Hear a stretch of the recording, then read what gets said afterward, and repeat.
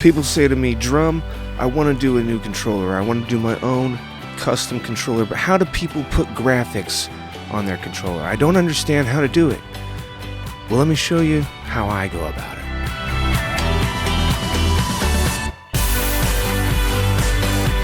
So here we are again, another tutorial. Some of you came here specifically to see this because you found me on Imgur or you found me on Facebook or something like that. I appreciate it.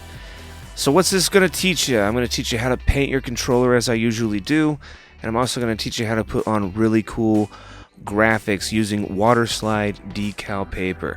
I like to try things new with these tutorials. So let's find out what we're going to need to do this.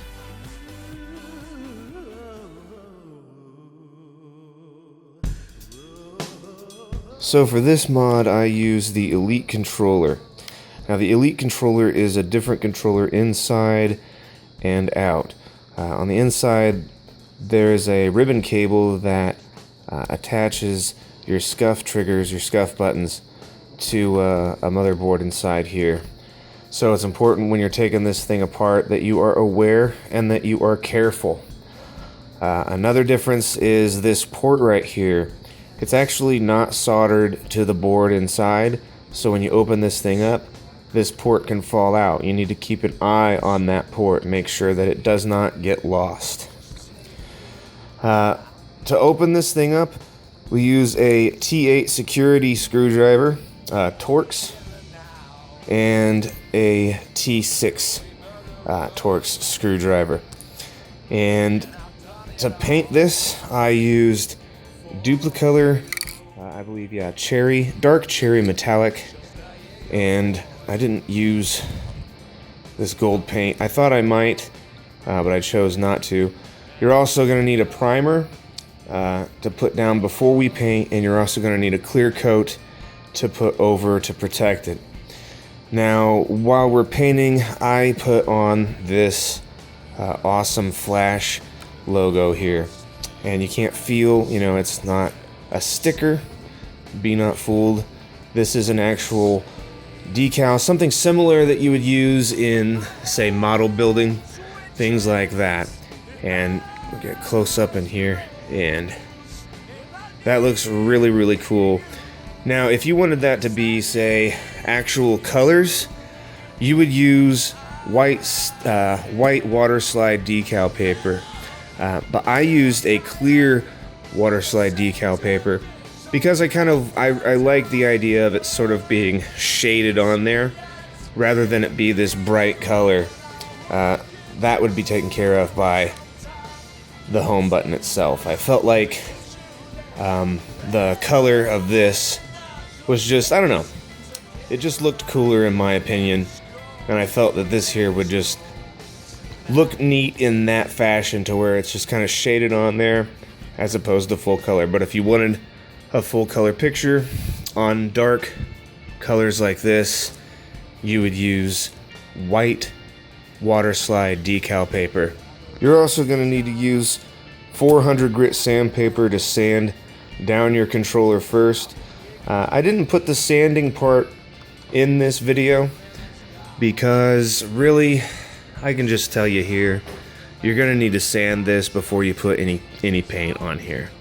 And if you need to see how that's done, I have plenty of tutorials that show you how to do that. And of course, it's all sped up and stuff, but again, that's kind of a boring process, and even video of it is pretty boring. So skipped that on this, but we did actually sand the controller. So just in case you're curious about that, always sand and always clear coat your projects. So let's get started in this tutorial.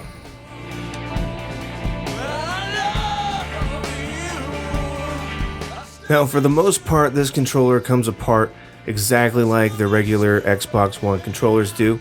You grab a hold of the sides where the grips are at the seams, and you can just pull those off with your hands. Comes off pretty easy. You'll hear some popping. Don't worry, you're not breaking anything. Underneath of these grips are 4 screws located in these areas. So we're going to remove those screws, And then we'll move on to the last screw, which is underneath of the battery pack.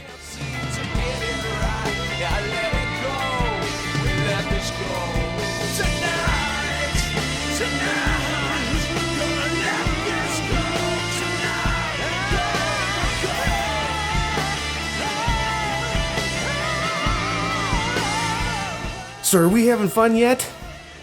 Yeah? Great! Yeah, like I said, underneath the battery pack, there's one last screw. We're going to remove that, and then you can pull the front of the controller off. We're going to remove those joey sticks, which are magnetic, which is pretty cool because they can kind of store your screws for you. You just set them over there next to them, and they'll magnetize straight to it.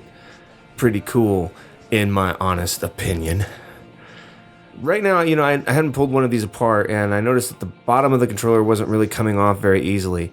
So to get that off, I had to work around where the ports are here at the bottom and kind of work the back of the controller off. Now also, I'm being careful because inside of this is a ribbon cable. It's very small and it can rip. So just be careful once you get that thing to pop off that you secure it so it doesn't fall off and rip that cable. We're just going to disconnect that ribbon cable as you would. You just grab it and pull it straight out of the port. It comes right out very, very easily.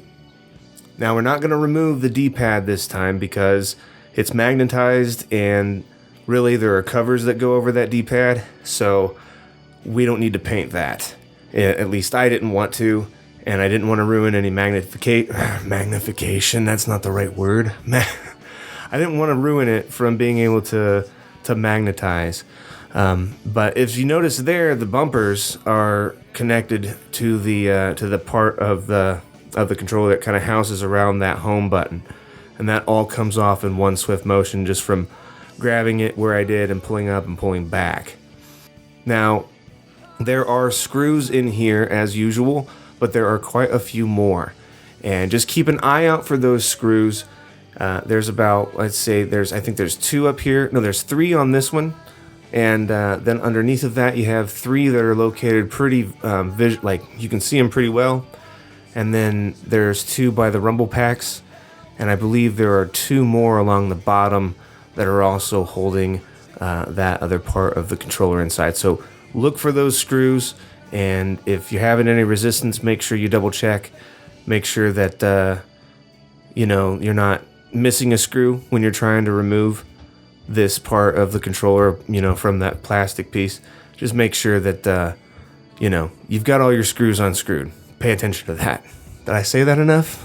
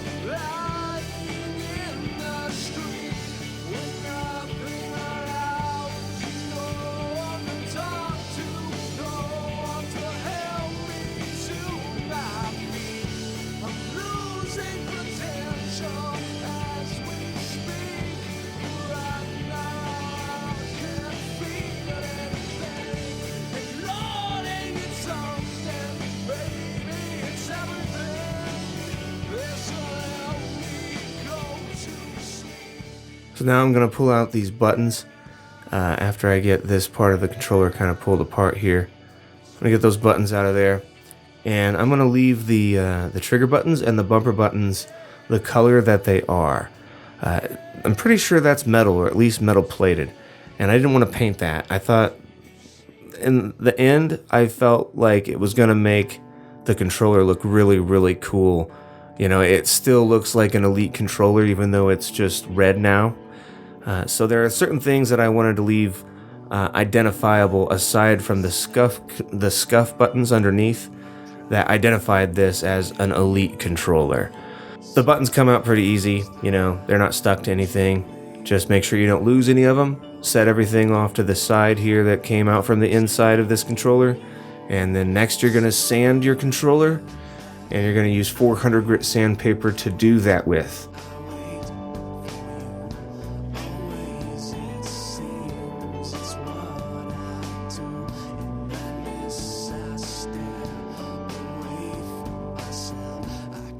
And as I usually do, I'm going to be putting this paint here in hot water, and I'm going to let that heat up while I primer our project.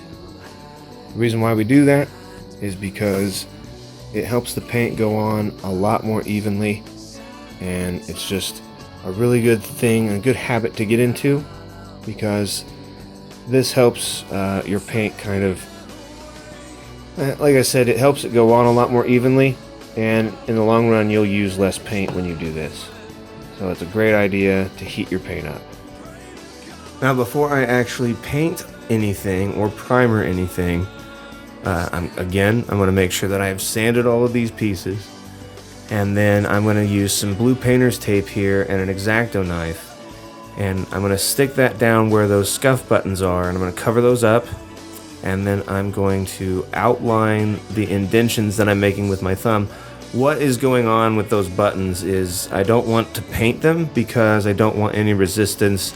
Plus the scuff buttons themselves, the actual triggers that go in there, they're going to cover that all up, and it's going to look fine. I'm sure you probably didn't even notice that I had done this when you were looking at the finished project. So that's how, how unimportant it is for those buttons to actually be painted. So you can see here I've made the indentions with my finger kind of around where the edges are, and then I'm going around it with my X-Acto knife, cutting out little bitty stencils or protectors, if you will, something to keep the paint from going down into those buttons.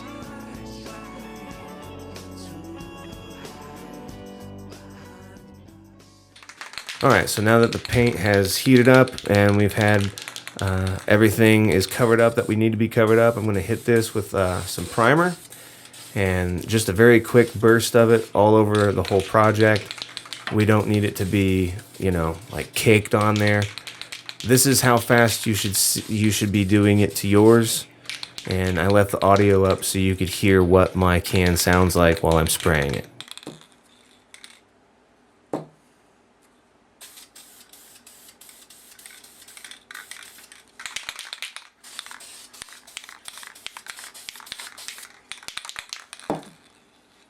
So now after we've let that dry for about 15 minutes, I'm going to go ahead and elevate my project up on various things. I don't care if it has paint on it. And I strongly suggest that you put your grips on some sort of like cardboard or a piece of wood or something that you can kind of spin around. So that way you don't have to touch it, which is what I ended up doing. And I really don't know why I ended up doing it that way. Maybe I wanted the challenge of having to go through, moving it with my hands. I don't know. But that's our first coat. That's all the more paint you want on it for your first coat. And this is our second coat, which we're going to put on there to where it looks just barely wet. You don't want it to be gleaming and glossy and all that. You just want it to look barely wet. So pay attention to my strokes and how I'm painting across this, and making sure not to let up until I've made an entire pass, and just bursting while I'm going over the project.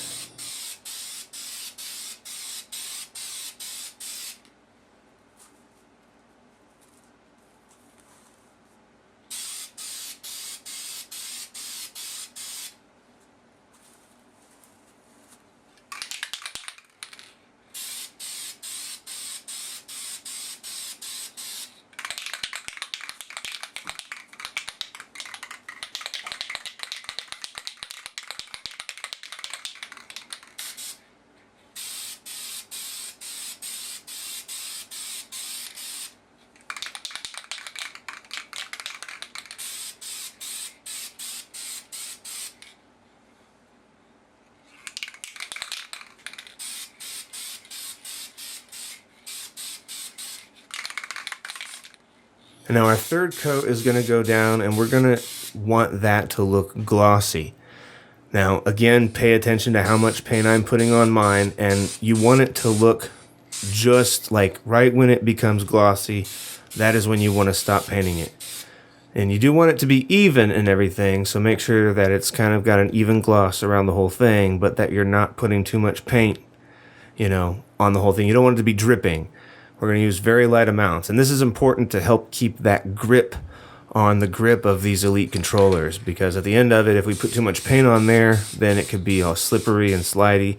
If you do it just right, it's not going to feel that way. It's actually going to feel pretty much the same as it did before you put paint on it. Let's also be sure to allow 15 minutes of dry time between each coat.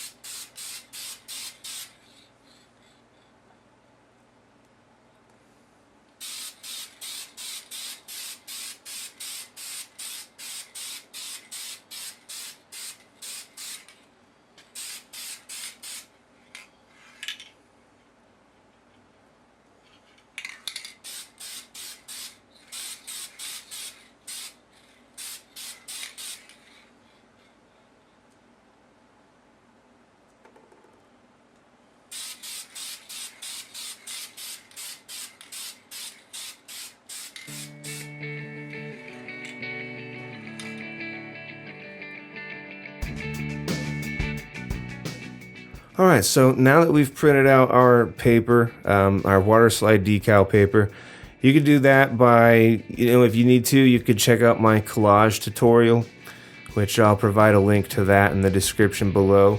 That's basically the same thing that I did here, and then I just printed it on the water slide decal paper and made sure that my printer was set to glossy paper, or no, I'm sorry, it was set to transparent paper, as a matter of fact. I actually had that setting on there, but if you don't, then go ahead and set it to glossy, and it should work out just fine for you. I don't see that being a problem. Now, before we cut this, I actually jumped ahead of myself here. Before we cut this, we should actually do what I'm about to do here, and that is clear coat it. You have to clear coat your stencils first, because when you put them in water, since this is ink, it's it can spread all over the place. Alright, so now what we're going to do, since we've let this dry, the clear coat has had time to dry, is we're going to take this, and we've got some water here. This is just room temperature water, and we're going to let this sit in here, and it's going to soak.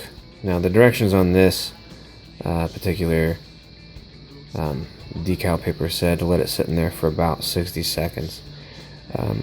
Basically, you want to be able to slide this around. It's called water slide decal paper for a reason, so it'll kind of slide off the back. But we're just going to drop this in here, and we're going to let it sit and soak, and we're going to apply it to our project. So we're going to let this sit in here, yes, again, for 60 seconds, and then we're going to pull it out of there and kind of work around the edges, trying to slide it off of the paper. It should happen pretty easily. Now, this is what this particular water slide decal paper wants you to do. They want, the company that makes it says 60 seconds. Yours might be a little longer or a little less time. I'm using an X-Acto knife to kind of help the process of getting underneath of this, and we're going to slide it forward. Make sure before you go to do any of this that your clear coat has had time to dry, and you want to let it dry for about an hour and a half if you're using the Duplicolor paint. That's the best way to go about it. I strongly suggest that for your project you use Duplicolor, so that way everything I'm telling you is going to work for you. You can see I'm just sliding this off of the back of the paper and securing the end here, and then just pulling the paper out from underneath of it, and it goes right into position. Then I work out the little any like creases or anything like that around the edge, and then I'm going to continue to do that until I'm satisfied that it looks nice and straight and clean. And then I'm going to take some paper towel and I'm going to dab it over the top of this to dry it off, and then we're going to let this sit. Again, you want to do this after you've let your paint dry for at least I want to say you want to let your paint dry for about 4 or 5 hours when you're using the Duplicolor before you go about doing this. If you use anything else, then I'm just going to say let it dry for 24 hours before you do anything like this. Again, one of the benefits of Duplicolor is you can use these things and do this stuff pretty quickly. So just in case you missed how the first one worked and you want to see how I did it again, we're just going to set the water slide decal down inside the water, let it sit and soak for 60 seconds, pull it out of there, and then just slide it into position wherever we want it to go.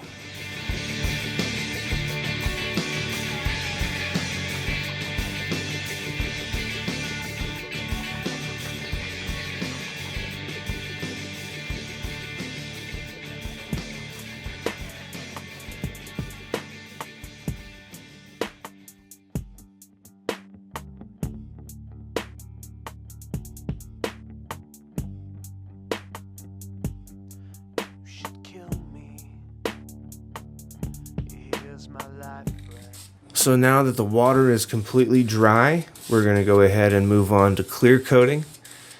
And again, one quick burst over the entire project, that counts as your first coat. Second coat is going to go on to where it looks like it's just barely wet. You don't want it to be all gleaming and glossy. You just want it to look barely wet.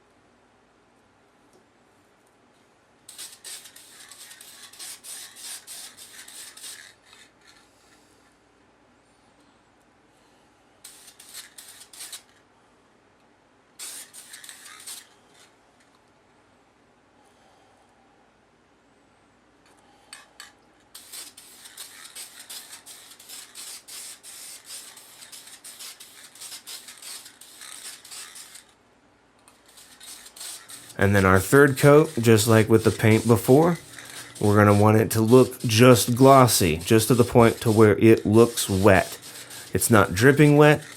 And again, pay attention to how I'm sweeping across my project and how much paint I'm actually laying on it. Pay attention to that.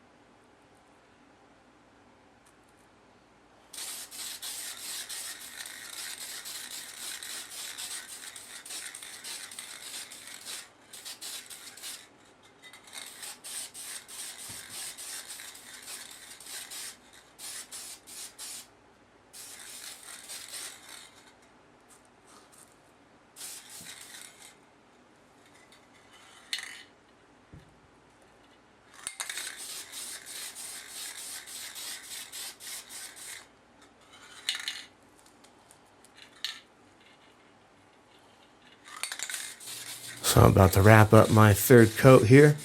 Again, making sure that it is just glossy, that we are not oversaturating this with clear coat.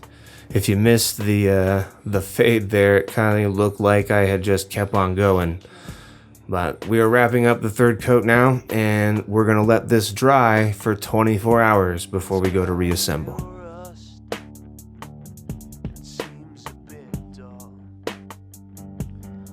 So now when we go to put this thing back together, we're going to make sure that we've got our buttons in place, and we're going to start off by putting our home button into position. And these buttons all have grooves on them, and those grooves can only fit down into the little slides or the holes or whatever that you're going to, basically where the button goes. There are tabs on all of these buttons, and they can only fit into specific ones, but it's pretty easy, A, B on the bottom, X, Y across the top, and then your home button. It has like a small tab on one side, a larger one on the right side, so pretty easy to get these back into position. So we're going to put all of those down into place, and then we're going to replace our button pad in behind it, and then we're going to move on to closing this controller up.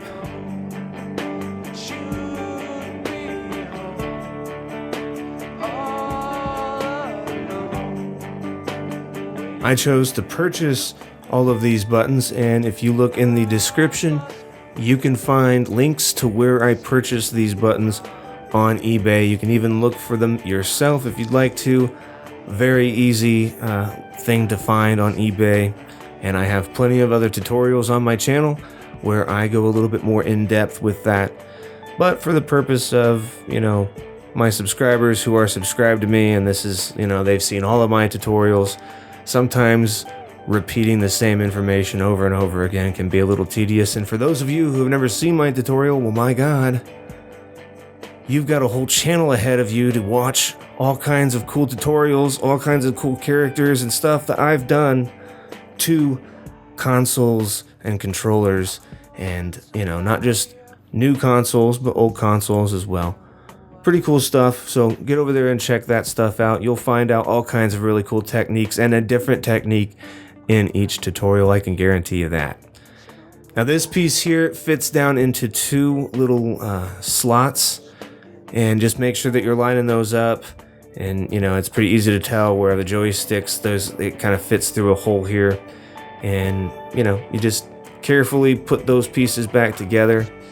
And then we're gonna flip this piece back into position, and we're gonna start putting the screws back into place where they go, and just basically doing everything in reverse that we did before. Just make sure that our screws are back in position, and make sure our buttons are gonna be, they're not resisting or they're not falling over as you're putting everything back together.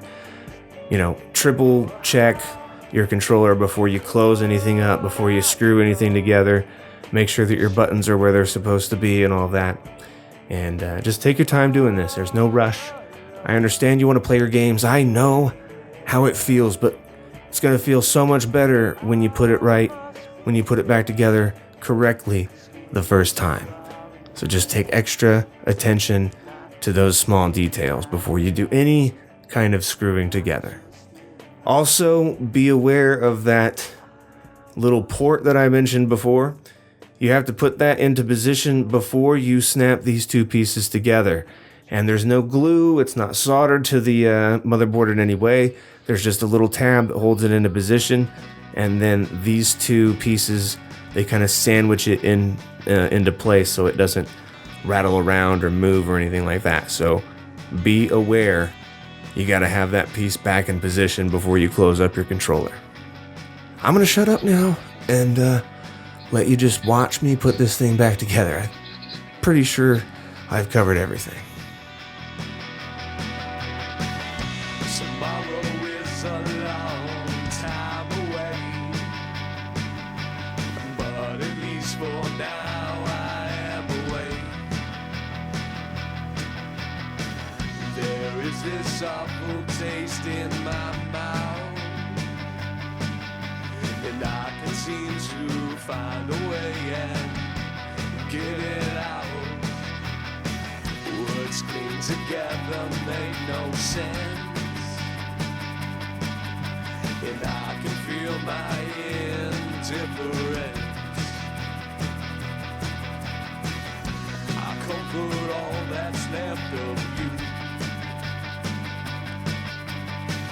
you. In a sad attempt to Now, the switch fits into position with the tapered edge facing upward, and you just put it right back into position here. You do that last, so make sure that you've got that on top, and then you'll put the top of the shell over that to hold it into position. But we're not going to do that yet. We're going to make sure that our sync button is in position. Now, I was comparing two sync buttons there. One of them is from one of these kits that I bought, and the green sync button is actually shaped a little bit differently. You could possibly modify a purchased one to actually fit in there, but again, I felt that the green sync button was actually kind of something to help identify that this thing was an Elite controller, and I just left that green. I know that green doesn't go with the Flash. Don't sue me, okay? Don't jump my ass about it. It's just, you know, why not? Why fix what isn't broken, you know? It fits fine the way it is, you know. I just don't want to, I didn't want to fucking do it. Get off my ass about it, alright? Jesus. Now, when we're putting this thing back into place, this son of a bitch is tricky. So, we have to pull back the triggers, and then while we're trying to put this back into position, you can see that I'm pulling back on the L and R bumpers. And the reason why I'm doing that is because underneath of that piece that goes around the home button, there are these, like on the controller itself, the part that you're snapping into, there are these little grooves, and those bumpers have these little like fins, or kind of, it's not, they're flat and they're kind of like blades. If you look at them, you'll know exactly what I'm talking about, and they fit inside of those grooves. And be careful with your sync button, because that motherfucker can be a son of a bitch and try to pop out on you while you're trying to put this thing back together. It did it to me a few times, but after some serious work and more like serious patience, rather, work wasn't so bad. It was just figuring out what the hell was causing the buttons to hang up, and then discovering all of that and going, oh, well, that's kind of a pain in the ass, but I can get around it. You can get around it, and here's proof. I get this son of a bitch put back into place, I swear to God. So be aware that when you're putting this thing back together, you know, now that you know that there are grooves and blades that fit into those grooves, you've got a little bit more of an advantage about putting this thing together, because you know what's ahead of you. So congratulations, way to watch a good tutorial on how to put these things back together and pull them apart and paint them and all that junk. Thanks again for doing that for me, you know, I really appreciate it. Now this part here, we're putting now we're putting together well, actually, so now I am putting the ribbon cable back into position, and because this thing is so small, it kind of gave me some trouble. So again, just be patient with it. Don't try to force it. Don't be bending the ribbon cable a lot, because we don't want it to snap. I feel like it's brittle enough that it could just break and rip really, really easily. So make sure that we've got that in position, like, you know, we're not bending it when we're trying to get it in there. If it bends, then you probably have missed the hole, and sometimes that fucking hurts. Jesus Christ. So once we've got that back down, now once we've got that ribbon cable in the port that it belongs in, make sure that you don't have the front faceplate on. I was just admiring the work and making sure that it was going to look cool and all that before I was putting it back in. This pretty much fits down into position the same way as the other controllers do, but you do have to work on these ports and make sure that you get the case around those ports, and then pull in on your triggers, and the controller should just kind of pop right down into position. And you might have to work at it a little bit, but it's just a little bit more difficult than pulling apart a regular controller. That's the thing. And they have these loose parts, which kind of, it's their way of trying to deter you away from pulling things apart, because, oh God, I pulled this thing apart and this piece fell off. Did I break something? You didn't break anything, and don't lose it. You're not going to lose it. You're good. Everything's good. Everything's fine. You're going to do a great job. Just be patient about it. You have to be a little bit more patient with these controllers than the other controllers. So now we've got this thing put back into position. I'm making sure that all the buttons are working. I'm happy enough with this that I can start closing this thing back up. And the switch is working, everything's good. Once I've figured that everything works, you know, I've tried the home button, make sure that it powers up and everything. I'm gonna go ahead and place the top of the controller back together. And then I'm gonna start screwing this thing back together as well.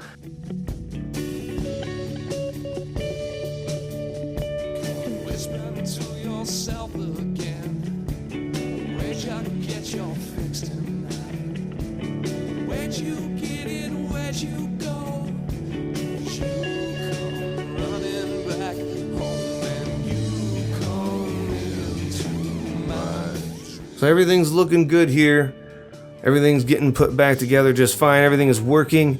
The buttons all depress and the scuff buttons fit in there. They haven't lost their there's that thing again, magnification. Why do I want to keep saying magnification? Their magnetic abilities.